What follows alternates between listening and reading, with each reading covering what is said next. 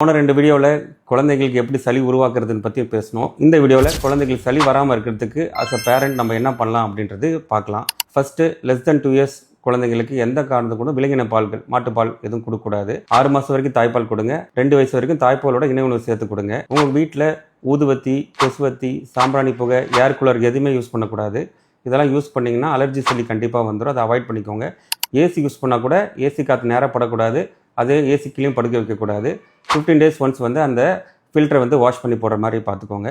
எப்போயுமே கொதிக்க வச்சு ஆறின தண்ணி மட்டும் கொடுங்க. ஒரு ஃப்ரூட்ஸ் வெஜிடபிள்ஸ் எது வாங்கினாலும் 10 minutes நல்ல தண்ணியில் ஊற வச்சுட்டு அதுக்கப்புறம் க்ளீன் பண்ணி கொடுக்குற மாதிரி பார்த்துக்கோங்க. அதே மாதிரி குழந்தைங்க ஸ்கூல் விட்டு வந்தாங்கன்னா உடனே அவங்கள ட்ரெஸ் சேஞ்ச் பண்ணிட்டு குளிப்பாட்டிட்டு கை கால் வாஷ் பண்ணிட்டு அதுக்கப்புறமே ஃபுட்டு கொடுக்குற மாதிரி பார்த்துக்கோங்க. இப்போ பார்த்தீங்கன்னா சின்ன குழந்தை வீட்டில் இருக்குது, 6 மாதம் குழந்தை இருக்குது, வீட்டில் யாராச்சும் கெஸ்ட்டு பார்க்க வராங்க அப்படின்னா அவங்கள குழந்தைய கொடுக்கறதுக்கு முன்னாடி ஹேண்ட் வாஷ் பண்ணிட்டு குழந்தைய கொடுக்குற மாதிரி பார்த்துக்கோங்க. மேலும் இது மாதிரி டிப்ஸ் தெரியறதுக்கு என்னோடய அக்கௌண்ட்டை ஃபாலோ பண்ணுங்கள்.